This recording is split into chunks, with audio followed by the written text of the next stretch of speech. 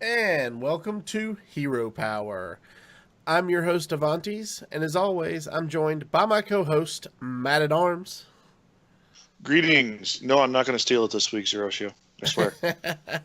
And Zoroshio. What is up, gang? And we are super excited because we've had this gentleman on the show before, but now we can officially say the champ is here. Welcome, Languagehacker. Thank you. So it's great to have you back, especially this time because we get to celebrate with you. We cheered hard for you all weekend. 2 weeks, I guess. It's been 2 weeks now, hasn't it? Or a week and a half. Yeah, time flies. But 2018 HCT Fall Champion, going to Worlds. Man, congratulations! That's just so awesome.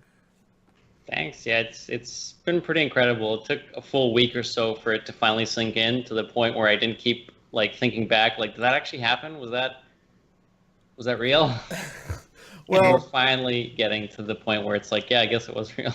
Yeah, it was a fantastic tournament. Watched the whole thing because both you and another friend of our show, Bloody Face, who's been on a couple of times, both made it to the finals, which made it just incredibly hard. Somebody actually asked me who I was cheering for, and I'm like, I can't. It's like picking your favorite child. You can't pick one because they're both incredible players. They're both incredible people. And I was just so happy for both of you. And I knew either way it was a win-win situation. So, it was just an awesome event to be able to watch. Yeah, it was funny in our patron Discord that you can be part of over at patreon.com/heropower. Our patron Discord, we were rooting on both of you guys, and it finally got down to the finals, and we were all kind of cheering because it was a Hero Power finals. Both players had been on the Hero Power podcast. It was really neat. Of course, nobody in the Discord could root for one or the other, but you guys, you definitely didn't disappoint. Proud just to know you. I know we also you helped me practice for DreamHack Atlanta last year. So I knew the caliber player you were, and you did not disappoint.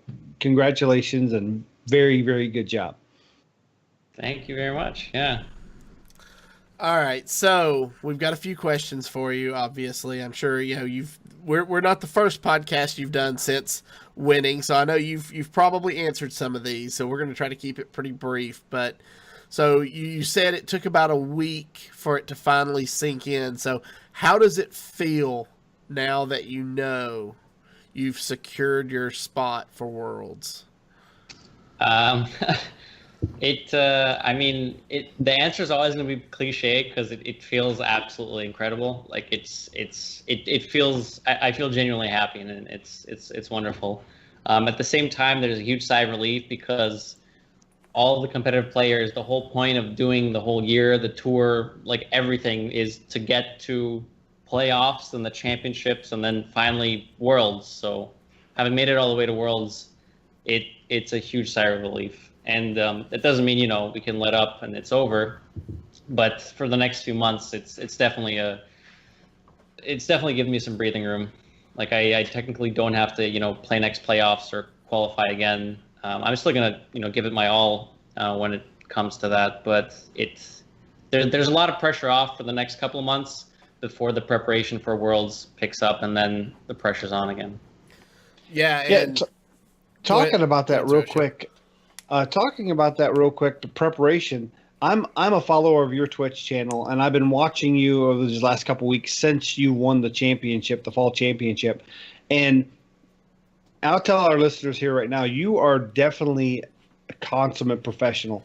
You're watching over your matches and you're critiquing yourself, and you're not easy on yourself. Talk about your stream and some of that post-tournament preparation.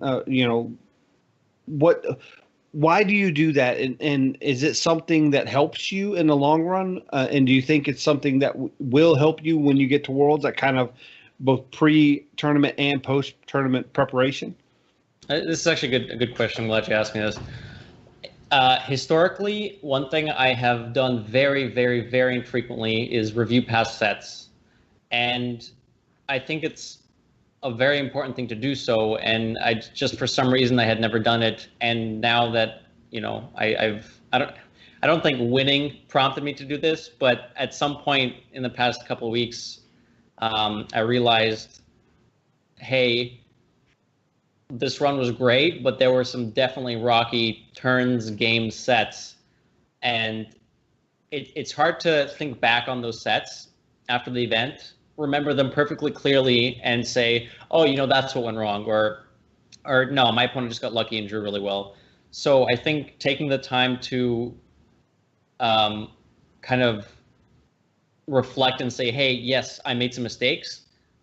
I don't remember what the circumstances or situations was when those mistakes occurred. I should go back, review them. So next time I'm in the same spot, I don't know what to do. This time, like, let's say I do hit the same spot again, I'll think, oh, this is almost exactly like what I reviewed. I should do this instead of what I did last time. Because clearly last time, once I reviewed the set, I realized, oh, I made mistakes in this game, this turn, I should have done this. I don't have to worry about that card. Or it provides a lot of insight because the pressure's off. You can see the kind of layout a lot more clearly when you can just look at it without being emotionally invested in the outcome of the game. So is this something you've just recently started doing, or have you been doing it in the last couple of years leading up to this tournament? This is the first time I've done it on stream. I've done it literally, I can count on one hand how many times I've done it in the past couple of years, like reviewed my competitive sets.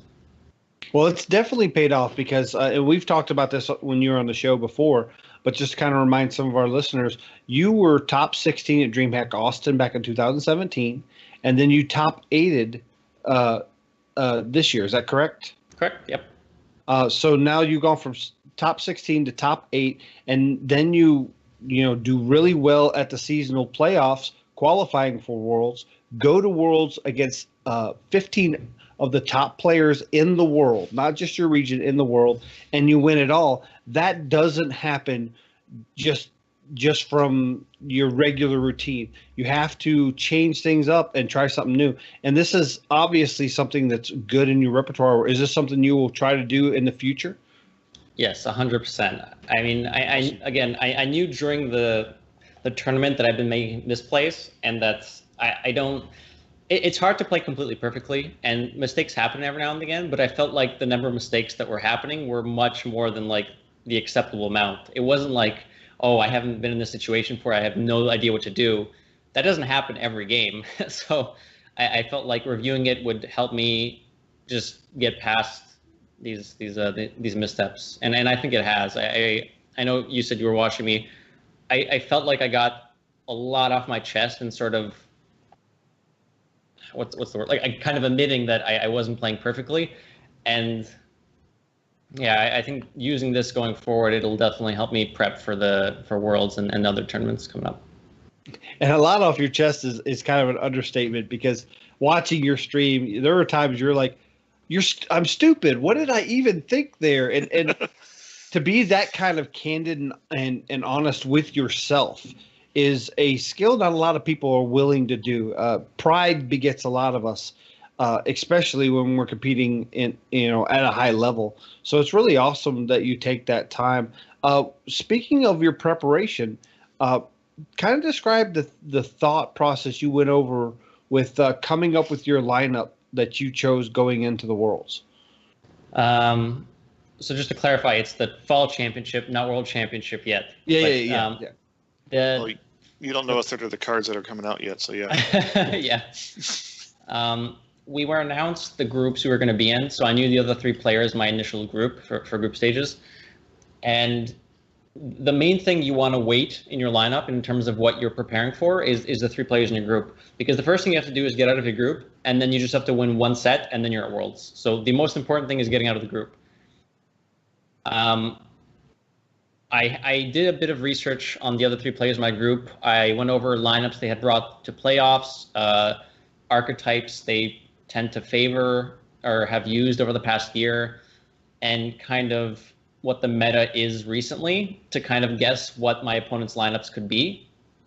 And based off that, I wanted to create a lineup that was good against all of them, like just had a good shot at winning. And if possible, also try to target a specific deck that might be popular, because it is Conquest, so targeting can work. It might not be the most effective strategy, but having like a good lineup that also happens to soft target a deck, that I think that's a good thing to have. And the decks that I brought were relatively unpolarized across the board, and they just had it wasn't a straight 50% win rate against everything, but it was varying between 40 and 60% against the field, which I think is good because it allows for skilled play to come back in those disadvantaged matchups, and and still gives you the opportunity to stay ahead in the favored matchups. Yeah. So I did, for those who didn't know, I settled on Taunt Druid, Death Rattle Hunter, Odd Rogue, and Shudderwok Shaman. Awesome. Yeah, those decks, I saw that lineup and really, really liked it. And we'll talk more about your Shudderwok Shaman. It definitely has a unique spin that I thought was going to do really well against the field. So speaking of your decks and your matchups, did you have a specific match throughout the weekend that was your favorite? And the main question here is, why was it the Hadronox Q-Block match versus Renman? Oh boy. I think over the whole course of the weekend, my Taunt versus Renman's Q-Block was quite possibly the most interesting game out of every single game played. It was intricate, it was long, it wasn't just over on turn 5. There were a lot of decisions being made on both sides, and it came down, it was pretty close up until the end, where I did end up conceding early, and I regret that, but I think that was super interesting. It wasn't my favorite. Sorry, was the question what is my favorite game or set? Your set. Yeah. Okay, so if it was my favorite game, it would have been that. My favorite set. Let me think about that. I actually wouldn't say my set against Remnant was my favorite. It definitely wasn't the first one because I lost that one. I mean, it might just be biased, but I think I'm going to have to say my favorite one was against Bloodyface. Because I felt that's our favorite one too. We're a little biased as well. I felt that set wasn't super one-sided. I mean, going into the first game, this is actually a funny story too. After each set, they the production pulls the players and does a post-game interview when everything's still fresh in our minds and we can talk about the plays and what happened.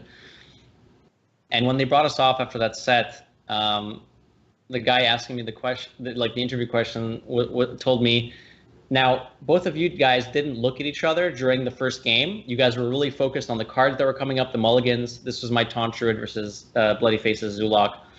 And he told us that it was so funny to see both of our faces because we saw our hand and we both just lit up and tried to hide our face, just start smiling and laughing and trying not to tell the other player what we have. That poker face. Yeah, both of us had just an absolutely incredible, I had Wild Growth into Oaken Summons into Nourish, and on his side, I had a really good hand, and he had the same thing. He had Keleseth, Soul Infusion with Doubling Imp ready to go, and it was funny because at that moment in time, both of us were just oh my god, this easy game, this game's over. Now that specific match, and again, I want to mainly focus on you, but going up into the finals, Bloodyface had won a ton of unfavored matchups. Did that play in your head at all? That honestly, the any advantages you did have, he obviously been able to overcome them in previous rounds. Did you kind of think of that while you were going through your lines of play? Not a lot, actually. This was the third day. So I made a tweet about this eventually after the first day when I lost my set, and I was very disappointed in my play. The second day I picked it up, but there were still some mistakes. And the third day I felt a lot better about how I had performed. And at that point, I knew Bloodyface is a very good and skilled player, and we're going to make a lot of good decisions in the set. But it didn't occur to me that, oh my God, he's been winning so many unfavorables. Maybe I'm just I'm probably just not going to win.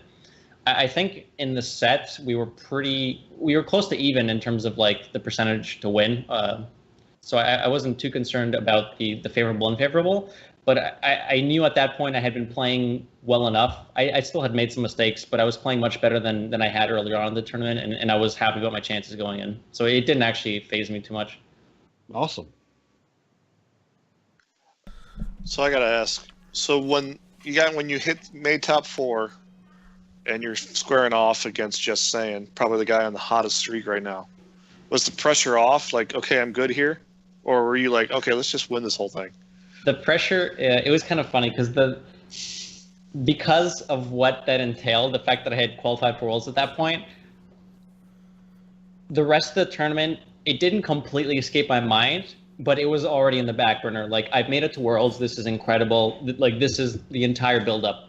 I still wanted to play out the games, obviously, and just do my best. But in my mind, I think I was already just relieved. And I think part of that might also be why I made, I think, fewer misplays in the final 2 sets. Well, I don't know that for sure. I haven't reviewed them. But I think part of the reason why I made fewer mistakes in the last 2 sets might have been because I was less emotionally invested at that point, which is crazy because there's a lot of money on the line. But I had basically achieved what I came to be there for. So even though those games were high stakes, I guess I felt more comfortable at that point. So Awesome. to answer your question, yeah, there was a bit of pressure in my head, but nowhere near as much as there was before. So I thought, just go play a good game of Hearthstone. You're at Worlds, come on. And speaking on that, Just Saying, like yourself over the last year, he's been on a hot streak, especially over the last couple months. How good did it feel to be able to defeat in a top 4 matchup of a tournament somebody of the caliber of Just Saying, knowing what he's been doing? I also want to expand on that because they had talked about previously that you had said, in your interview that you really, really wanted a rematch with Saying, and you got it. And so, like, was it everything you kind of hoped it would be? So for context, at playoffs, my final or one of my winning in matches was against Saying, and he like mopped the floor with me. He had a bit of a favorite lineup, and he drew reasonably well at playoffs. And he did end up winning that, but I wasn't too upset. I knew that going in, that's how the game plays out sometimes. They had asked us a bunch of, like, not quite leading questions, but they were saying, like, come on, give us some silly stuff, like, give us some stories. And so I thought it'd be funny to say, well, I really want to take another crack at Saying, like, on a level playing field, let's just give it our best and see if I can actually come out on top. Now, my set against Saying, I did 3-0 him, but there wasn't that much Hearthstone played in the set. And I know this has come up a couple of times, and Saying says this as well occasionally when he 3-0s his opponent. It's literally unfair because the way the draws pan out sometimes, there is no winning line and your decisions don't matter. Again, that's not always the case, but in Saying's set, that did happen a couple of games. So I would not say that it was exactly an even playing field. So I don't feel completely, I'm not sure what the word is. I don't feel as good about beating him there as I would if we had just played like a really close set. We made it to game 5 and then one of us just like came out on top. I feel like that might have been a lot more intense and on the edge of your seat. So could we just say that your victory against Just Saying was destiny? It was just if you want to spin it that way. If you want to spin it that way, yeah. Well, Just Saying when Talkstone compared himself to Vegeta, so I guess that makes you Kakarot. I would be honored to be Kakarot. Yeah. All right. So my next question kind of comes away from championships a little bit, and it talks. I wanted to ask you, with the recent nerf to Giggling Inventor, we're seeing more and more board states kind of go wide. What, how do you see this playing going forward, and what would you like to see Blizzard do in the next set? It's actually interesting that you say that, because since the nerf, there's been a few. I didn't actually think about this until you asked me this question. There's been quite a few. I want to say like board centric decks, and like there a bit wackier than what we've used to see, but maybe it's like a side effect of the Giggling nerf. Like we've seen Egg Paladin pop up. Some people are trying like, what's the 4-mana 3/3 that gains all the effects from cards in your deck? Corpse Taker. We've seen like Corpse Taker, Hunter. We've seen a lot of wacky decks pop up, and maybe like Giggling Inventor being nerfed made space for that. I don't know if that's necessarily the case, but maybe people are trying new things now because Giggling's out of them. I don't know. It feels like the nerf has changed stuff, even if it's not a direct Giggling is bad, hence Egg Paladin becomes amazing sort of thing. So it may not have actually been because of the nerfs, but I feel like there is actually some interesting things going on in the meta.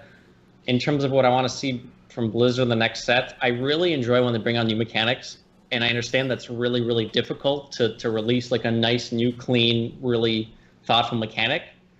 Like Magnetic was a great example, and it was even like a play on something they already had. Like we had the mech tribe already, and so adding Magnetic specifically for the mech tribe makes like a lot of sense. It makes sense from like an actual logical standpoint, but it's a new mechanic, so that's nice as well. I don't know if they can actually, ship a new mechanic every 4 months. That would be kind of difficult. We'd end up getting maybe some sloppy ones if they did that. So I do want them to take their time. Oh yeah, Recruit. That's a good example. Not of a sloppy one. Recruit's an interesting mechanic. I'm not a big fan of Recruit in general, but anyway.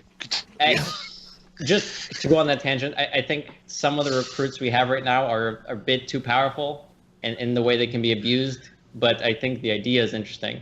Whether or not it's balanced, I guess, is a separate concern.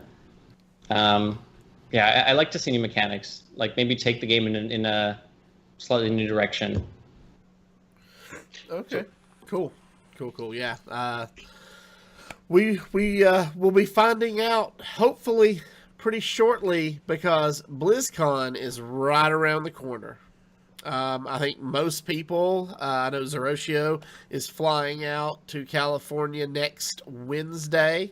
So I want to take this opportunity to let all of our listeners know there will be no Hero Power episode next week as people will be traveling and BlizzCon will be starting in a couple days after that. So no episode next week, but However, we are going to try to get some content on the feed for our listeners. Possibly not in the middle of the week like we normally do, but just after BlizzCon. I am going to be doing Con Before the Storm, and there will be some content from Con Before the Storm and World of Podcast that will be disseminated out to the various podcasts, including ourselves, the Hero Power Podcast, and we will make sure to put that on our feed. Yeah, and speaking of Con Before the Storm, Zeroshio will be there, and he will be doing a meet and greet for anybody that is in Anaheim and wants to meet him November 1st at 10 p.m. Pacific time at the Hilton Anaheim. Yep, Anaheim Hilton. There's meet and greets all evening. I think they start at 6 o'clock. 6. Yeah. As well as during these times, there's also going to be a live Hearthstone podcast panel. Here's a Storm podcast panel. All the Blizzard games are going to have different podcast panels. I will be attending the Hearthstone podcast panel. I believe those are scheduled around 7 o'clock. And there's meet and greets. We have a link to it in our show notes. Yep. All through the evening. I'll be at the 10 p.m. slot. Please come by. I'll have some stickers, business cards. Take a picture with me. Definitely come by and say hi if you're there. That'll be a lot of fun. And make sure to enjoy Con Before the Storm. It is a great community-ran event. Most the tickets are going to be able to be picked up that day, so you're already going to be over by the convention center. And just stop over there. There'll be some art displays up, I believe, on the 4th floor of the Anaheim Hilton, along with lots of community events and meet and greets. There's also going to be a fireside gathering that at that location, so you want to go play some, hang out with some people, some cool people in the community. We do have a promo sent to us by Con Before the Storm, so I will play that now, and we will be right back after this. The hype for BlizzCon 2018 has begun, and so has our planning for this year's Con Before the Storm. Con Before the Storm will bring together fans and content creators for all Blizzard franchises once again at the Anaheim Hilton on November 1st. This is the largest Blizzard community-built event, and it's made possible thanks to everyone who supports our Kickstarter campaign, which is now live at conbeforestorm.com. Our initial funding goal is $13,500, and we're confident we can hit that goal with the community's help. As always, we plan to include meet and greet opportunities with dozens of content creators, including artists, podcasters, Twitch streamers, esports personalities, and much more. Returning fan favorites that are already confirmed for this year include badge artist Egg Dishes and Tepish, as well as the return of shirt and button designer Nadia Lee. Finally, it wouldn't be Con Before the Storm without World of Podcasts, which will be celebrating its 6th-year anniversary. However, our plans for World of Podcast have grown, as have the costs to make it a reality, and we need your help to bring World of Podcast back for its best year yet. Get ready for a great night of podcasting content should we hit our stretch goal of $24,500. To learn more about our plans, stretch goals, and backer rewards, go to conbeforestorm.com and follow at conbeforestorm on Twitter for ongoing updates. Alrighty, so make sure you check that out if you are in the area. So now back to the other news. So Hearthstone Global Games, we have our teams announced going to compete at BlizzCon. However, there will be one member of one of the teams, the Belgian Anchor, will not be there as he has been disqualified for pulling a Pete Rose, for those of you who get the baseball reference.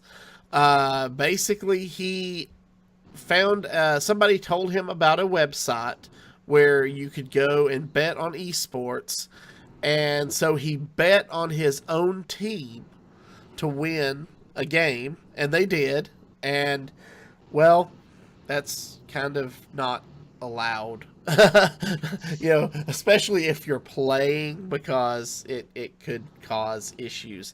So he released a statement stating that he had been disqualified from the Hearthstone Global Games and that he had actually self-reported the event, that what had happened, and that he understood why he was being disqualified. He said normally Blizzard would ban the player for 6 to 12 months for such an offense, but because he self-reported it, basically they just disqualified him from this event, and he is allowed to compete in future events. So, yeah, this is actually, and the player was Django, and I wanted to make sure we point that out because he did a very good thing. He made a mistake. Afterwards, found out he was in violation. Contacted Blizzard of his own accord and reported it himself. And he even mentions in his statement that he had friends tell him, "How would they even know? Don't worry about it. Just don't ever do it again." And he's like, "Well, I don't want this to ever get caught up to me again. I need to turn myself in." And he said it was the first time he's ever used that site. It's the first time he's ever bet on esports before. He just did it on a whim, something fun to do, and he owned up to it. So that tells me a lot about his character, and I hope he does really good things in the future, and definitely will follow him and support him.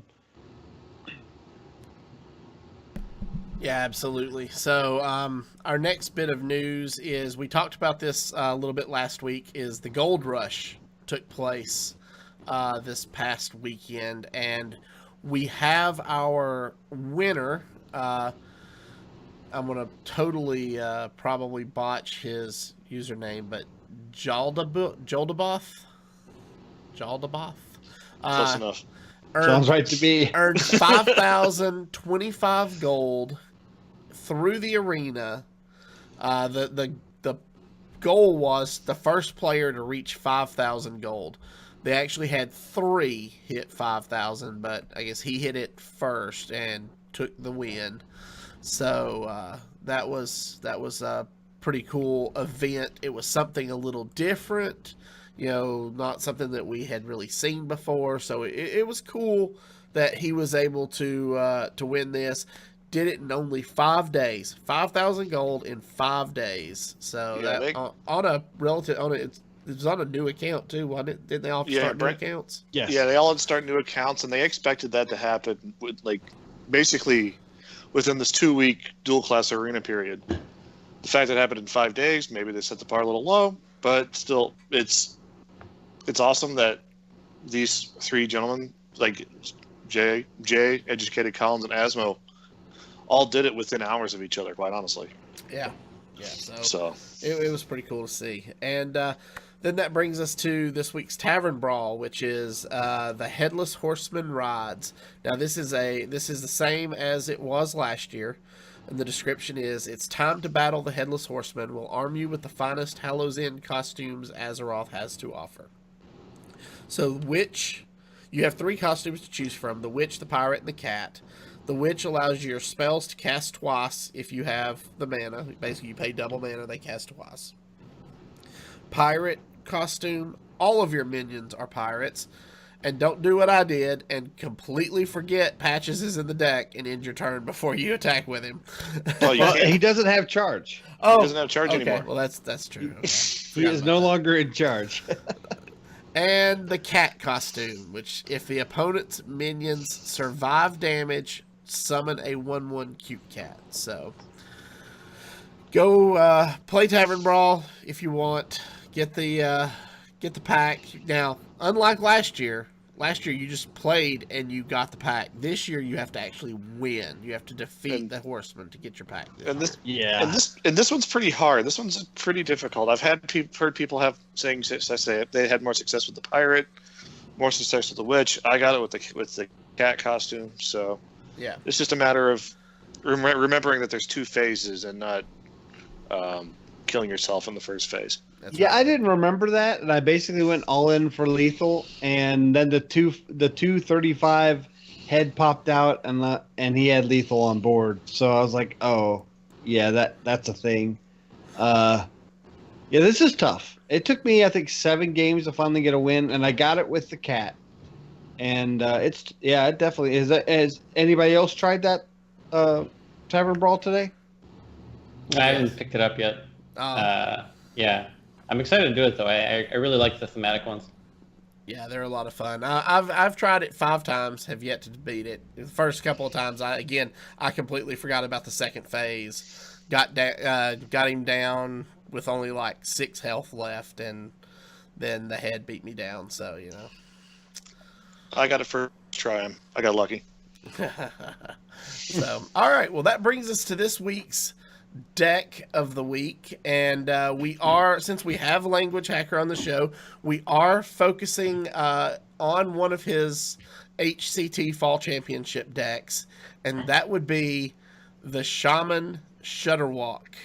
So let me pull the deck list up here, and then I will run down the deck list, and then I will turn it over to Languagehacker to kind of talk about some of his tech choices and how the deck plays and what to look for in your mulligans and things like that. So the deck list is 2 Earth Shock, 2 Glacial Shard, Prince Keleseth, 1 Acolyte of Pain, Electra Storm Surge, 2 Farsight, 2 Healing Rain, 2 Lightning Storm, 2 Mana Tide Totem, 2 Mind Control Tech, Zola the Gorgon, 2 Hex, 2 Life Drinker, 2 Serenite Chain Gang, 2 Volcano, Grumble World Shaker, Hemet Jungle Hunter, Hagatha the Witch, and of course, your friend and mine, the Shudderwok. So take it away, Hacker. Tell us a little bit about the deck and how you made some of the tech choices that you did. Sure. Well, in general, the Shudderwok Shaman has like a base of very kind of hard set cards that like you can't really take out. Like you obviously need Grumble, you want the Volcanoes, you probably still want Hagatha, Shudderwok, all that stuff, which makes it kind of difficult to like make slots for tech cards because people think so many of these cards are very core. I don't know the exact number. Something like 27, maybe 26 cards are core to the deck, and especially in this meta when there's a lot of Death Rattle Hunter going on. There's some Egg Paladin cropping up on ladder, although that I guess technically wasn't relevant for championships. But there were a lot of decks running around where Earthshock and Silence in general is nice to have. So people would also argue, I would also argue that 2 Earthshocks is nice to have. So in terms of flex spots, you can put in my control techs, which I did end up putting in. I wanted to tech a bit for aggro in the tournament because all my decks do very well against control and other slower decks, but they can get run over fairly easily by aggro. So having 2 MC techs in here helps a bit against that. I have 1 Acolyte. I cut Gluttonous Ooze from the deck. That was a decision I made because I didn't expect that much Malagos Druid at the Fall Championships, and unfortunately I was completely wrong with that read, and there were Malagos Druids in every group. But anyways, I did end up cutting the Gluttonous Ooze for Hemet Jungle Hunter. Hemet Jungle Hunter, not very good against aggro, good in the mirror, good against slower decks, and particularly useful against Druid, because a lot of Druid decks are just really good against Shudderwok Shaman. Togwaggle, Malagos, even Token Druid, if you're not running Pyros, can be a pretty big problem. So having Hemet here against some of those decks, although technically not Token Druid that much, it lets you just completely accelerate to your combo before they can get their combo or before they can kill you. So matchups that are normally like 80%, 75% Druid favored, you can just sneak out the win with Hemet, play your battle cries, and then just jam the Shudderwok and kill them before they have a chance to kill you. So the only super unique thing in here is that there's no Ooze and there's Hemet Jungle Hunter, but everything else is kind of some sort of variation you'd see on ladder. Double MC Tech, double Mana Tide, 1 Acolyte. I've seen some people run 2 Acolytes and 1 Mana Tide. I think that's a bit of a preference. The Acolytes can be a bit better against aggro because sometimes they double bump. So yeah. So talking about your run through the Fall Championships, this deck went undefeated the whole time. And one of the, I think, attributing factors to this was the lineup wasn't heavily aggro. Obviously, you did play Bloody Face, which is a little more aggro sensitive deck in the finals, but throughout most of the tournament, you weren't facing a lot of aggro. And Hemet really speeds up that win condition. Do you think the inclusion of Hemet was the attributing factor to the success, seeing the field that you were playing against at Fall Championships? To be honest with you, there was exactly one game where it super mattered. And but in that game, Jungle Hunter, I would say, pretty much won the game. I had it in my mulligan. I kept it. I coined it out immediately, and then just comboed him a few turns later. And at that point, it's funny because that game he already had Twig going, and he actually was still really close to killing me, even though I had Hemeted. But if I didn't have Hemet, that game was like pretty much over. Yeah, I remember that because you got the Shudderwok out like literally on turn 9. Yeah, and like put the nail in the coffin there. That was an amazing game. I've always been a big fan of Hemet in combo decks, but when I tested him in Shudderwok, it really didn't feel like it helped me win too much, except in your deck, I see you also have Electra Storm Surge.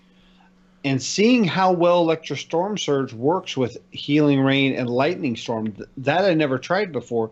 Kind of tell me your tech with Electra Storm Surge in the deck, and was that also a key card that helped you in the field?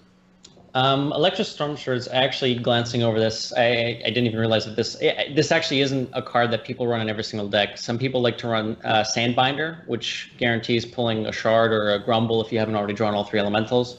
And running Sandbinder with this doesn't work quite as well, because when you play Sandbinder, you usually want the Freeze or you want the Grumble. If you end up drawing Storm Surge, you're like, it's not really what I wanted, but I guess I drew a card. I wasn't running Sandbinder. So for Storm Surge, as you mentioned, it works well with Healing Rain, Storm. It can work well with Volcano too. If you're up against a board that's so massive that you actually need 30 damage to clear it, even though it soaks 3 damage because of the body. Electra did, I think, actually perform pretty well. I played really what's the word, kind of almost dangerously with my life against Bloodyface in the finals. I let him put me down really, really low. Even having the healing rain in hand, I put it off an extra turn so that he'd commit a bit more against hitting me in the head. And then I could try to clear the board and come back with the Electra healing ring, which I did, and it pretty much full healed me at that point. It was basically a Reno. And against some stickier boards, Electra Storm works well as well. And another thing that you didn't mention is that in slower matchups, you can, obviously it has less of an effect because you don't really need to heal for 24. You don't need to deal 4 damage AoE. You don't need to deal 30 damage against the board. You can use it with Farsight to do a double cycle and B, a double discount. Because if you end up discounting, there's a lot of cards, if you discount it, it becomes really, really good. Like if, let's say you discount Zola, that lets you play Shudderwok, and if Shudderwok whiffs, you can just copy Zola. You can copy Shudderwok. If you hit, let's say you hit exactly Grumble and exactly Shudderwok. Now Grumble is 3 mana, Shudderwok is 6. You can play Shudderwok and Grumble in the same turn. That's a very big corner case, but the double Farsight can help you get really interesting things in some of the slower lineups. And even against aggro, like if you don't have the Storms and Volcanoes and you do go double Farsight, you could end up just using that mana swing to come back, like getting, let's say, 2 Serenites or a Serenite and something else lets you come back on the board, having a 2-mana Volcano, which then you can refill the board after the Volcano is nice in one turn. It's flexible, and I kind of like it. That's awesome. Yeah, I personally enjoy watching this deck work. Just the way it just kind of takes control and never lets it go. It's a lot of fun. So I'm looking forward to watching you play it here in just a couple of minutes. But first, why don't you tell people listening where they can find you, what kind of projects you might have going on, and what events you might be gearing up for in the near future. Sure. So first off, you can find me at twitter.com/languagehacker_. Languagehacker spelled normally with no upper or lowercase, and there's an underscore at the end because Languagehacker was already taken. On Twitch, you can find me at twitch.tv/languagehacker, again spelled normally. I'm trying to stream Monday through Wednesdays, 7 p.m. Eastern time for a few hours. And I'm gearing up till the end of the year when I'm going to switch to Hearthstone full-time in January and be competing and streaming hopefully on a full-time schedule, like 5 days a week. So I'm really looking forward to that. I'm excited for that. I have DreamHack Atlanta coming up. So for those who are traveling to that, or you're around Atlanta and you're coming to the event, you can catch me there. I'll be at BlizzCon next week. I know Zerosha is going as well. So if you're heading to BlizzCon, find me, say hi. And I think the next thing after that I have planned is Worlds, even though it hasn't been announced.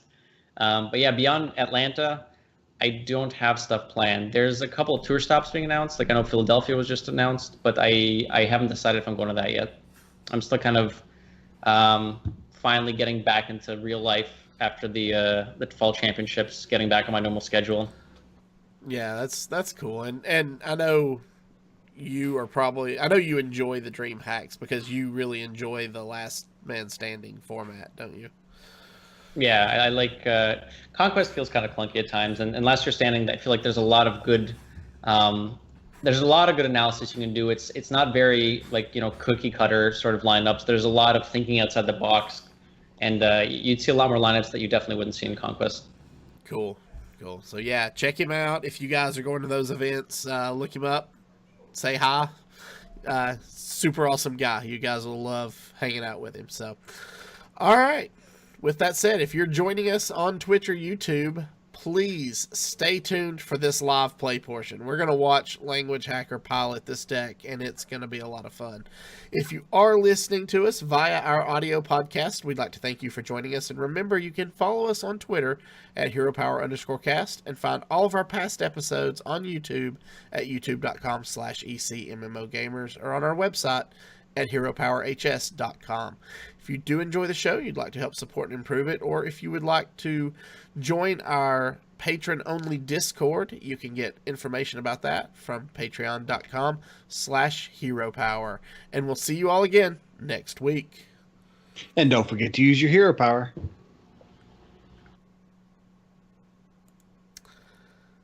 All righty. Well, sir, whenever you are ready.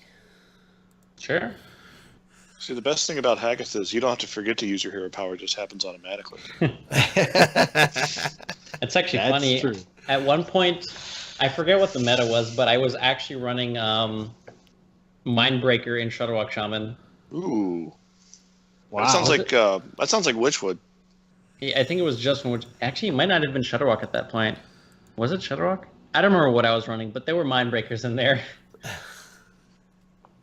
That is a Versika card. He can't be with us tonight, but that Versika loves Mindbreaker, and it kind of looks a little bit like him. It looks like his rogue from World of Warcraft. Oh. So we've got a priest here. What are we looking for in our mulligan? So against priest, it could be Zolay Resurrect Priest with Blade Masters, Stegodons, Witchwood Grizzlies, or it could be the priest that Asmodeye's been playing a lot lately, the Xerix Cloning Gallery Priest. Both of those are pretty good for us. If you have Hex, it's a good idea to keep them because you can Hex their big targets so that when they resurrect them, they're not as good. 3-mana draw cards are good in almost every single matchup, so it's nice to have one now. Since I know it's going to be a slower matchup, I don't hate keeping like one of my 4-drop combo pieces since I already have a Mana Tide. And if he does put something on the board, I could play Serenite after the Mana Tide to protect it and hopefully give me some more draws. So I'm going to keep the card draw and the Serenite. Well, there's the combo. Yeah, pretty much. Yeah, we top decked Grumble and Life Drinker. So one thing I want to point out is I love listening. We've had you on the show before. I just love listening to your mindset and how quickly you think through your plays. It's amazing. Part of that is because I'm on autopilot half the time, which isn't necessarily a good thing. But yeah, I'm glad I can impress with that. Sometimes it leads me astray, but sometimes it's okay. How do you like that card back? It feels really good. I'm not gonna lie, it's pretty nice. So turn 2, coining into the Mana Tide totem. Yeah, so we drew another 3-card draw, a 3-mana draw. And on coin, I like playing out the Mana Tide because there's not many ways the priest can deal with it. And then I can also Farsight this turn and then play a 4-drop the turn after. Yeah, that line looks really good. We top decked Electra, which is this kind of sucks. I would have liked to save the Farsight for the Electra, but I don't think I want to just take the 3-mana to pass this turn. So I will end up playing the Farsight. It is a slower match. Oh, Shudderwok. I feel bad for this dude.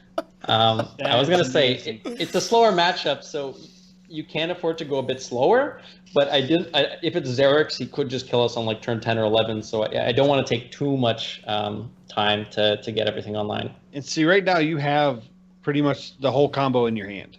Yeah. And then, yeah, so like you were saying earlier, since you drew Shudderwok off the far side, you can hold Soul until after you Shudderwok.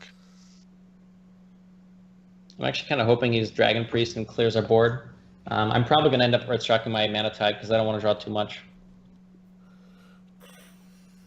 Again, so a Mana Tide's an interesting thing because if you're spending cards, you can get a lot of value off of it. But in slower matchups like these, it can be a liability. So Earthshock in the deck is also kind of nice because you can stop yourself from overdrawing. I guess I'm kind of debating whether or not I want to Earthshock it. I think I do want to Earthshock it. Just because I want to be grumbling next turn on curve. And I don't want to mill too many cards. Like, I'm not scared of milling anything else in my deck. I have the Chain Gang down. I have the Grumble and the Life Drinker in the pool already, so I can Grumble next turn, lose whatever my next draw is, and then on turn 9 just go Shudderwok Zola. Because even if I miss the Grumble on the Shudderwok, I'll have the Zola as backup. So the fact that you did silence the Manatite Totem, could your opponent possibly tell that maybe you just have everything you need at this point? Perhaps, but what's he going to do? Exactly. It's true.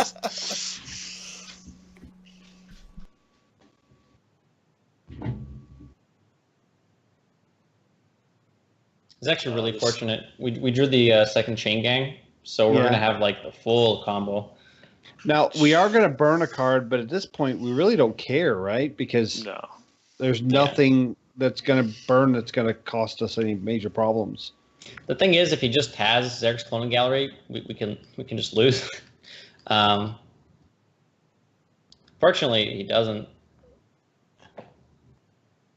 Now, a different problem here is that he's probably going to resurrect this Lich King, and I can't do much about it. And the Hemet burn is fine. Yeah, don't care about it too much.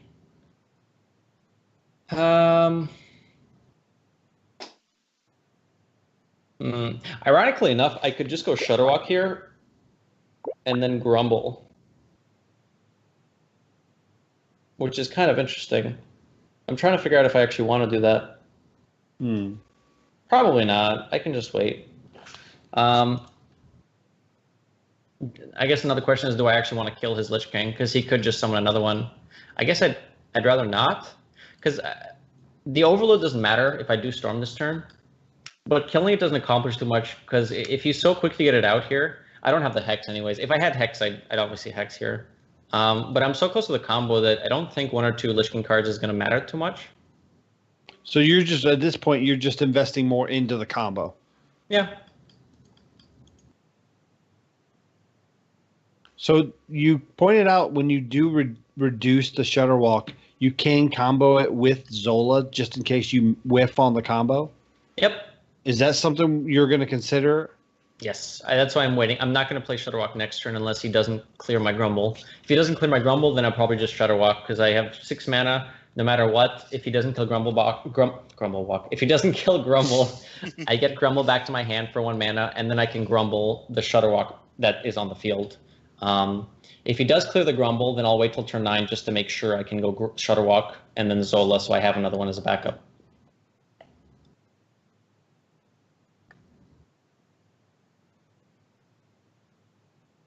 And right now, the Lich King's kind of clunky to him because it's adding an extra card to his hand every turn, which may or may not be useful to him. It's actually one of those matchups that's kind of really weird if your opponent knows to play around stuff. Because right now, I haven't killed his Lich King. How can this deck clear a wide board? Yeah. It can't. So instead of trading into the Lich King and killing it off, which would allow him to, Servitude, now he's kind of awkwardly stuck, like rezzing a Zilliax, try and clear up the board, and meanwhile, like I still have the Grumble. He might have Death. It turns out he didn't, which is nice. And this is the state I'm talking about. I even have the Shudderwok ready for the Zola, but since I have Grumble on the board, I can just do that. Yeah, because you can have a 1-mana Grumble. Exactly. I'm actually considering here if I want to Shudderwok, leaving the Life Drinker alive. I think I might want to. Well, that allows you to put 1 more on the stack since you have 8 mana, right? Yeah. I actually think that's fine. Yeah, Cloning Gallery Priest is a lot like playing with about 7 patches in your deck. Yeah. You don't want to draw any of those cards until you get Cloning Gallery. So...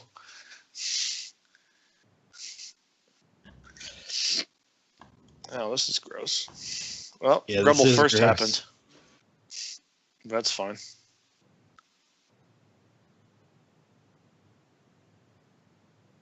Yeah, because we're going to get all 3 of them back. even more, yeah. Yeah, but with 3 Life We'll Drinkers, get 2 of them.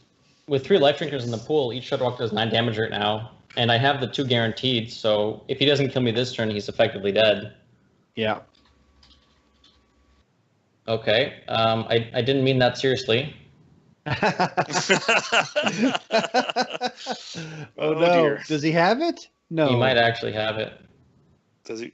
And he doesn't have a coin left. Yeah. If he can run, he can get a coin from the gargoyle. No, he already hit face with it. He already hit face. He did? Oh, that was silly. And if he had ran it in there, he'd be too short of lethal if he does have the other Mind Blast. So we can pretend I did the math on that. Sure. He's waiting for you to concede. We're going to heal for 18 as well. Yeah.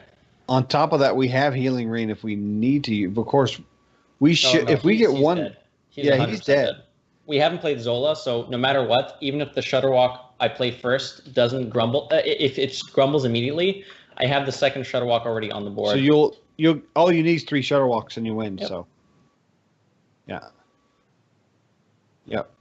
That's done. I really think he had the other Mind Blast. He just couldn't do it. Look at that. Didn't even we milled Hemet, ironically enough. Yeah. It was probably, aside from Acolyte of Pain, it was probably the best thing to mill anyways. Because you didn't need it at that point. Exactly. It was something I probably wasn't going to spend 6 mana playing. Sure. Cool. I mean, that ended up pretty nicely. That's pretty much how this deck works. And for our listeners, we're sitting at 265 legend at that match. So that's some high caliber play against high caliber competition. If we had Hex in our hand, when he played Coining Out the Lich King, so Coining Out the Lich King I guess we'll do a little bit of a debrief. Coining Out the Lich King means he doesn't, he wants to get that out before I have a chance to Hex. If I have Hex, then that sucks for him, but it's a risk he was willing to take. He probably doesn't have Xerix, because at that point he could go coin Xerix and then try to just kill me from there. So I didn't think Xerix was really something he might have in his hand, or at least he might have drawn already minions that he wanted for the full combo. So Coining Out the Lich King means he's not in a great spot. If I had the Hex, I probably would have Hexed over the play I made, just because it buys me more time, because we already know his Xerix isn't going to be that great, and now his res pool is just weaker because he has a frog as well. Oh yeah, that definitely weakening that res pool is important, and he may have been hoping you would kill it so it would be added to the res pool. Again, he didn't have a lot of good options in the res pool at that point anyways. Sometimes the best thing is counterintuitive, like, oh, I need to kill the Lich King. Well, you could, but if you just make a wide board in that case, like we did, he can't really answer it. Like, is he going to scream his own Lich King back into my deck? Probably not. So yeah. Also, if you put certain minions on the board, he'll feel he needs to clear those so they don't get bounced back for more value later. So you might get an 8/8 running into your Life Drinker, a 3/3, and that's great value for you. Yeah. So here we have another shaman. So same kind of thought process for mulligans here. So Shaman's interesting. There's been a lot more even Shaman on ladder lately, so I'm not convinced it's a mirror. It still could be. I've seen some Shudderwoks. In the mirror, your draw cards are super important. Hemet is super important because it wins really, really quickly. And Earth Shocks are actually important too because of how often you keep your 3 mana draw cards. Earth Shock deals with all of them except for Farsight. Earth Shock deals with Acolyte, and it deals with Mana Tide. I don't have Earth Shock, but I have Acolyte, so I'm going to keep that. Against even Shaman, Acolyte's also pretty good. And there's Zero Shock. Yeah. And it looks like it might actually be the mirror. Yeah. These matches are very fun to watch, especially since you are running Grumble, so you can kind of take a fast lane to that combo. Mm-hmm. In some matchups, you actually don't want to totem because it's worse for you. Against Priest, they can Psychic Scream it back in your deck. Against Druid, they can Spreading Plague. In the mirror, it doesn't matter too much, though. And you kind of want to because it can give you a little bit of an advantage over your opponent. Like having an extra Searing Totem here to clean up totems, to push face. Spell damage to deal with like a Serenite Chain Gang, for example. Are you going right into the Serenite? Oh, Yep. wow. They're cutting off your draw. Well, that's the thing. Like, this is a really important matchup to stop draw, because the whole way you win is drawing to your combo, and then, you know. That's it. But that investment of the Acolyte ate up a coin and a hex early. Yeah. MC techs are in both decks. It's going to happen at some point, so I don't like playing around it too much. I have 2 Farsights in hand, and drawing is important, but I have the Zol already. I want to buff up my Shudderwok battle cries with more chain gangs in general, because if your Shudderwok fails, you can still lose this matchup, even if you have it first. This is a really good opportunity to just play up the Zola, so I'm going to. I could Earth Shock, okay, but I don't really need to push damage at this point, and I could save it for one of his 3-mana draws. One thing to consider is, do I want to Hero Powder before or after I trade in my Searing Totem? Do you want the Healing Totem, wouldn't you? Healing Totem doesn't matter too much. I don't have Storm in my hand, so Lightning, so the Spell Damage Totem doesn't help either. I think I might actually just want another 1/1. Okay. So then that means you do it afterwards. Correct. See, the game heard you.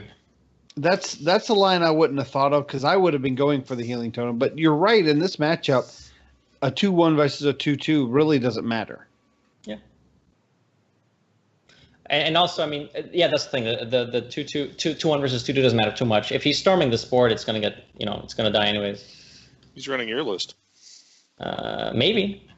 So this is kind of awkward, because if he does end up grumbling here, he's gonna have a 1-mana Zola, which means his Shudderwok combo is just, primed and ready to go. There's not much I can really do about that. I could just super cycle this turn, go double Farsight to try and clear this.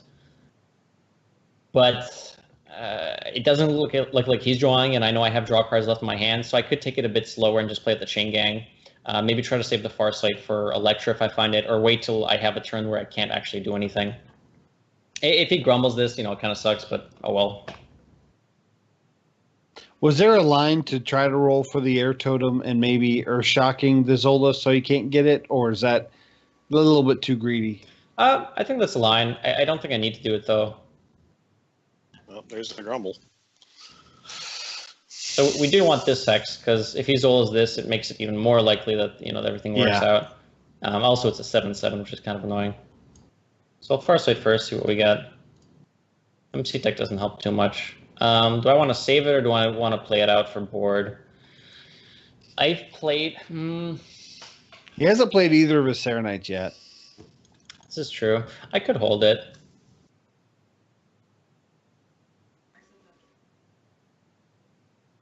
He has 2 MC Techs in hand as well.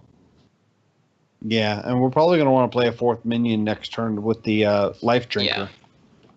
Yeah, I think we hold on to it. It's kind of unfortunate he grumbled the Zola, but there's not a lot we can do about it. So we're really wanting to get into the Hemet, right? Yes.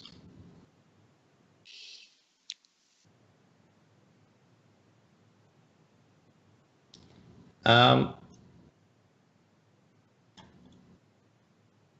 I'm just going to Earthshock this Mammothide. His Shudderwok's going to be a bit bigger than ours in terms of battle cries in it. He's already played Grumble, and he has an extra Zola. That also costs 1 mana, so he's pretty much guaranteed as soon as he gets the combo to go off with it. So I'd rather just stop the card draw instead of leaving it up as a liability. Oh, Sandbiter. Interesting. Yeah, that means he's probably not running Electra. Or Hemet? He might still be running Hemet, but yeah, I'm not sure. That's pretty much then a shard that he's running then. That he drew. There's Hemet. That's getting played literally immediately. And so, since the Farsight? Yeah, we play it now. Yeah. I like the Farsight after the Hemet. Because if we hit a combo piece with it, it's really nice. There's no point in waiting for it. I have the mana now, I should spend it. I'm interested to know why he didn't MC Tech there. Yeah, that's what I was curious about. Yeah, 7/7 Hemet would be pretty good. I'm wondering if maybe he's trying to save it for when we go off with Shudderwok, but at that point, You kind of lost a lot of value on it. He's really playing random C-Tech, and I'm kind of is. like, this is not normal play. I'm not sure why he's doing this. So we can overdraw him. I don't know if it's worth it. The thing is, I don't have much else to do. We could also do it next turn.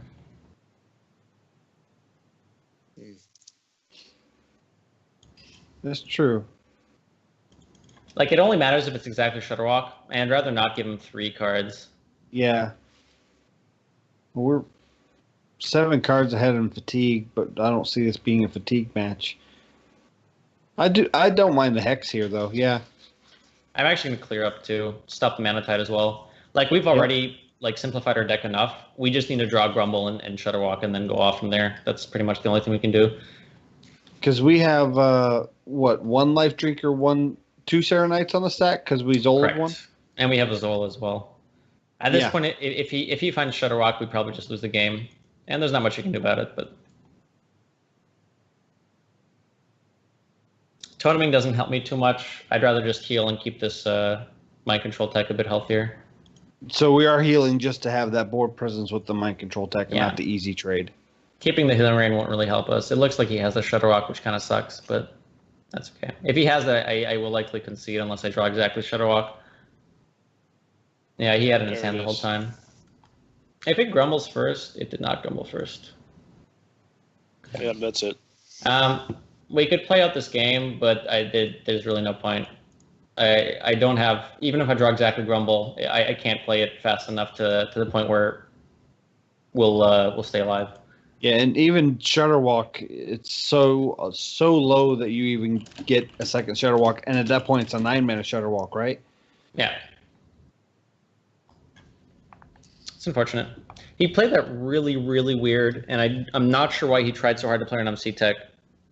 Like, it was really, really weird. Yeah, it was very inefficient. I mean, it worked out for him for what we had in our hand, but it was really inefficient way of denying the...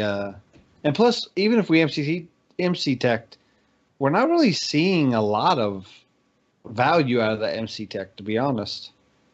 Yeah, I mean, sure, I take a card draw at that point, and that would be good for me, but I don't know. It seemed really, really counterintuitive. And normally counterintuitive plays aren't that great. They are sometimes. Like in the game we had against the Resurrect Priest, not killing the Lich King, which is counterintuitive, was good. But I don't think him Earthstrucking his own Mana Tide was... I don't know. It just seemed really odd to me. So we see Hunter here. How's this matchup? If you have answers on time, it can be very okay. If you don't have answers on time, they will likely overwhelm you. So you usually want to keep Earthshocks and Hexes early because it lets you deal with the egg, it lets you deal with cubes, etc. And then sometimes you have like Keleseth Farsight, and you think to yourself, all right, well, I'm just gonna keep this. I like fair. it. Again, most three mana draw cards are a keep. There are some matchups where you would rather hard mulligan for some other things. Like against Even Warlock, I might throw away all the draw cards if I don't have a Hex in my hand, for example. Because the draw card's nice, but if I don't have a Hex for that giant, I will die in 4 turns. So, stuff to think about. And Mind Control Tech's good in this matchup too, because a lot of times with all the popping activators, they can get a bit wide. Yep. Come on, Zola. No Zola. See, this is kind of annoying because I want to save the NC tech because it might get some good value. I also want to save Farsight for Electra. Okay. I think this might be one of the cases where I want to play Mind Control Tech because with the Keleseth buff, if I Storm Surge Farsight on turn 6, it might just be a really, really strong tempo play. And otherwise, I'm just playing Farsight this turn. If it hits something useless, I don't develop anything. Actually, I changed my mind. and we hit the Zola. There we go. Nice. Wow. And that's why the champ is allowed to change his mind at any time. Yep. I had a feeling, I want to note that I could have also saved the Zola for Shudderwok, but we're at... Oh, Animal Companion, interesting. we're at. Oh, this must be the new Zalay list. He's been running ACs in the new in Death Rattle Hunter. Yeah. An important thing to note is that a lot of our minions are still left on the deck, so having a double buff on them is actually kind of relevant. Is there a reason to play Life Drink over Kelseth Hero Power? I'd actually want a 4/4 on board. I think. Because it doesn't die to flanking strike. Yeah. Mainly, right? I think this pops an egg too. Yeah.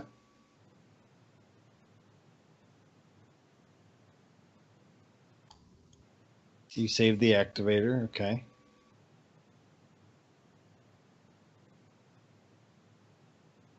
This is a quick play. I don't want to pop the egg.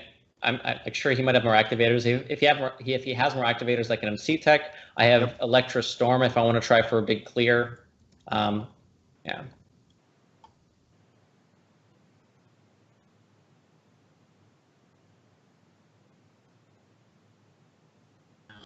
Hex. I don't hate the hex here. On the egg, or? I think on the 5/4. If I leave the egg up and he activates it, then I can MC Tech. If I hex the egg, there's nothing to really activate. And hexing the 5/4 also allows us to keep Kelseth on the board for him to have to worry about. Oh wow, the taunt totem's perfect here. It lines up into his Deathstalker Rexar turn. But so we didn't clear the egg. Was that intentional? Do you mean the frog? Yeah, that's what I meant, the frog. Yeah, we have MC. I mean, this should tell him that we have MC Tech in hand. Okay. You're gonna have to play into MC Tech at some point as the hunter, and threatening to have it might make him make slightly weaker plays. And if he does make slightly weaker plays, then we just play the MC Tech. This is not a matchup you're super favored in, so taking these weird.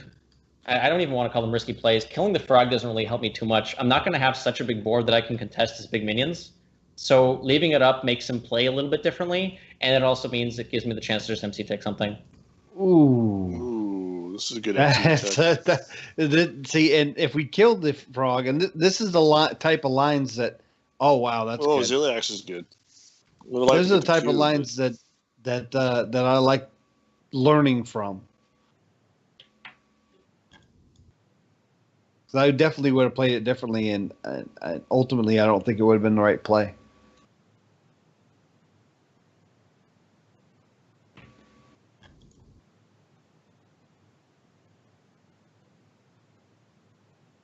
Oh, right. I forgot this says Rush. Yeah. Ziliax says Rush. We should have traded the frog with Ziliax, and then lets us push 2 damage with the Kelseth. My bad. The way this game is planning out, I might want to have to, and I've used the Hex already. I'm probably gonna have to save Storm Surge Volcano for a big Katharina board or something. Okay. Which even that kind of hurts because Katharina has a Death Rattle, but this isn't a game where we can kind of where we can kind of remove every single thing that comes up because we don't have the. Ooh, interesting. We haven't played Serenites though, and I don't like that. This is kind of interesting. We can go Electra Storm because we have the Wrath of Air totem on board, and it lets us clear quite a lot of stuff. And I think I'm going to do that. And just to be clear, when you Electra Storm, the first storm will pop the eggs. Correct. And then that means the second storm will hit the Devil Source. Correct. So I get to clear everything here except the cube, which is a 50-50.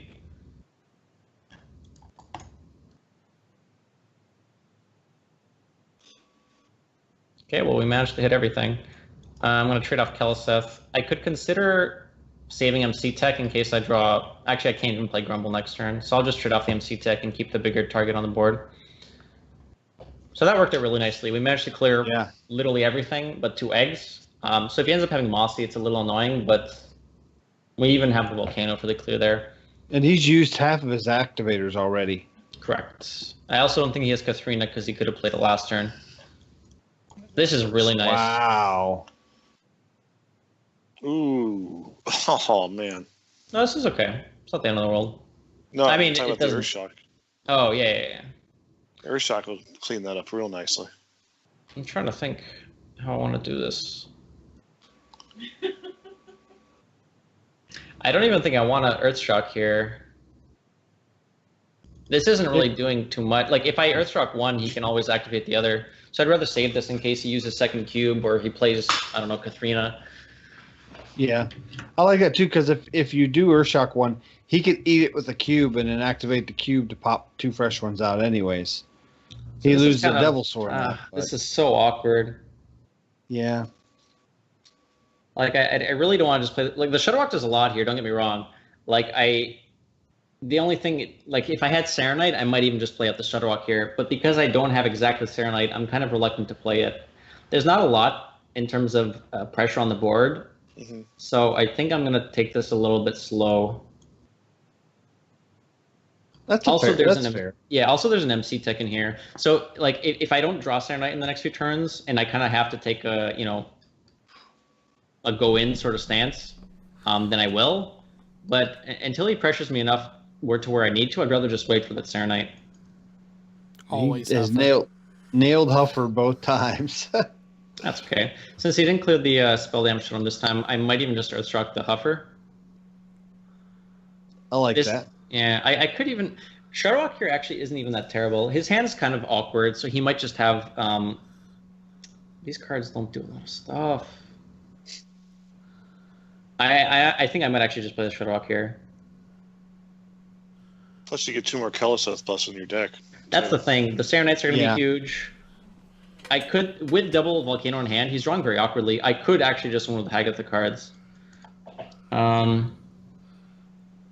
I could also take a turn, just Earthshock, and then save it. Because, I mean, honestly, if I Earthshock Healing Rain, that deals with pretty much everything right now.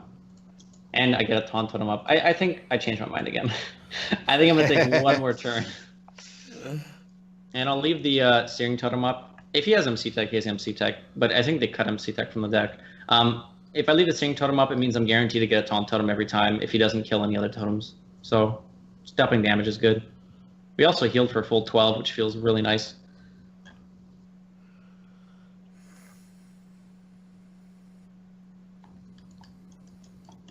Okay. Here comes the Spider Bomb. You couldn't activate the Spider Bomb. Do we just hem it? I think we actually might. We've already played Zola, so... Yeah.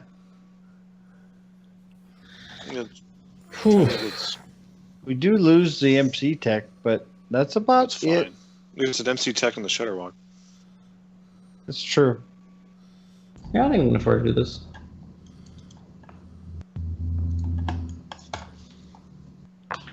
I mean, Shudderwok doesn't do that much now anyways. Like, if I had played this turn. If I was going to play it, I should have played it last turn. Because right now, there's just not enough really good ways for it to work out for me. Okay. Even Grumble would be really nice. Actually, no, I kind of want Chain Gang. One Chain Gang, please. That's fine. Actually, Grumble's not the end of the world either. It's kind of annoying, but... So, Grumble Healing Rain? Yeah, I kind of have to. It's unfortunate because he's just going to kill it off, but...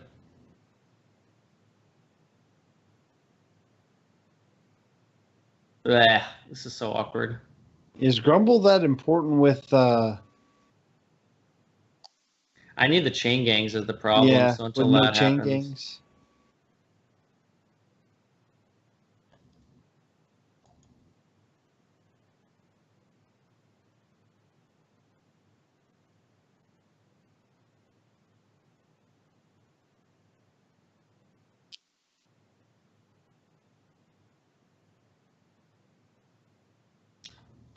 So the way he's probably going to kill this off, he probably doesn't have an extra activator because he would have used it by now. He's probably going to trade off his Spider Bomb into the Grumble. And at that point, I don't want to spend the 1 mana to play out the totem now.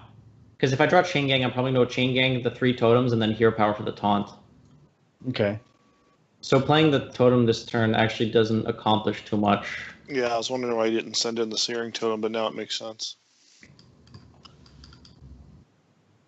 He might just is he not going to kill it? He might just activate. He might activate the Spider Mom. Okay, that makes sense if he has an activator. It's possible he drew cube. It's possible. Wait, he has one in his hand. Yeah, that's fine. Oh, because it has rush. Okay, that makes sense. It's possible. Please just be Serenite. That's not Serenite.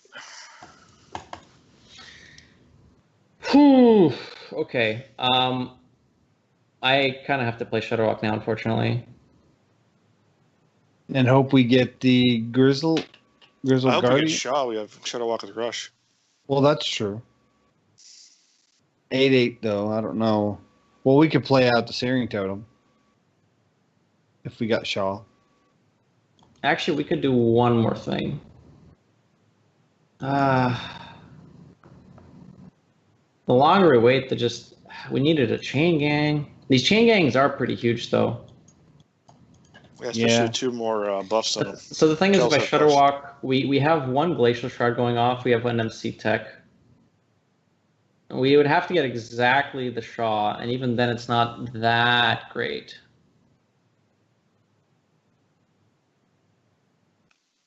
And Hex, we just died to Crush. I mean, I don't think we're beating Crush this game. Yeah. I don't think we'd be crushed no matter what. I'm gonna do this and put up a Taunt Totem. And this is basically taking a 50-50 that I hopefully draw exactly Serenite. Because if I don't draw Serenite anymore, I have to Shudderwok next turn, but then I'll probably be too low for it to work out. Yeah.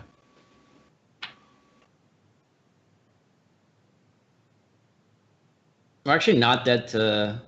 Oh no, he does have Kelsa, so yeah, King Crush is lethal. He has been holding on to something in his hand for a few turns. Yeah. Looks like it's not Crush. Not Crush. It's probably... Wouldn't be Katharina, because he'd play Katharina for the hopes of getting the Crush. Oh, he's playing Play Dead. That makes things annoying. One Serenite, please. Okay. Do we Volcano? Well, is there any merit to Volcano first? If we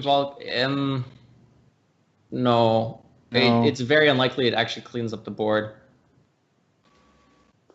At this point, I actually will kill off the Frog. There's enough on board for the MC Tech to go off. Okay. So I'd rather get the Frog out of the way as a possible low roll. We might still be dead, honestly. I mean, if he draws Crush, we're dead. Katharina also means we're dead. Are we dead to... I mean, no matter what we're dead to, this is still the play because we've already committed to playing the Serenites this turn. Yeah. Hopefully he just has, like... actually, there's so many cards that are just kind of bad for us that might also not kill us this turn. If that's... Mark. Oh, kill command, okay. Oh, we're just dead. Yeah, he figured it out. It was close. I mean, this was a really unfortunate game where we just didn't draw anything we needed. There was a turn in the middle. You can tempo this game out a lot, especially when you have Keleseth, but we didn't draw like any playable minions for the longest time, and we ended up getting Hemet. But at that point, it was kind of we're just standing there waiting for like a draw to happen. It doesn't happen, and it happens. It was some good games though. What we went 1 and 2. 1 and 2. 1 and 2. That's not terribly bad, especially I mean at that high legend. Competition's really good. Yeah. Oh, legendary. Yeah. Here we go again. So it was a good game. Really appreciated you coming on the show. So it was great having you. Oh, it was great to be on, man. I really appreciate the invite, and I'm glad I got the opportunity to come on. It's fun hanging out. We always love having you on. You're one of our favorite guests. And I can't wait to come out and hang out with you at BlizzCon in Anaheim, California next week. Unlike these guys who couldn't make it out. It's definitely going to be a blast. Hey, I got the virtual ticket for free. I get to watch it. So there you go. So, all right. One more time, why don't you tell everybody where they can find you if they want to follow you online? Sure. My Twitter is at languagehacker_. My Twitch is just twitch.tv/languagehacker. Yeah, I'll be streaming Mondays through Wednesdays, 7 p.m. Eastern Standard Time. If you want to catch me there, I'll be doing set reviews, ladder. On some days, I don't know. I'll just play meme decks, honestly. Yeah, I'm still kind of figuring out the whole what I'm going to be doing, but I know I'm going to be streaming at that time. So if you're interested, come hang out, come watch, shoot me a follow. I tweet whenever I go live. I tweet cool stuff. I tweet cat pictures, the whole shebang. Awesome. There you go. All right. So if you guys have any questions or comments about the show or this deck, please email us at heropowerpodcast@gmail.com. Any questions we get about that are deck specific, we will forward those on over to Languagehacker. So hopefully, if he has the time, he can respond. Please, if you haven't done so, go follow him and give him all of the love. He is a great streamer, and it's going to be great to see him go full time, hopefully after the first of the year. So also be sure to hit that subscribe button to follow us on YouTube if you've not done so already, or on Twitch to be alerted when we go live. And for more details about our Patreon, check out patreon.com/heropower. Until next week, good game. Or not next week. Not next week, because it's Halloween. 2 weeks. And people are going to BlizzCon, so 2 weeks. we'll be back on November 7th, guys. Have a good BlizzCon. See you then. Bye.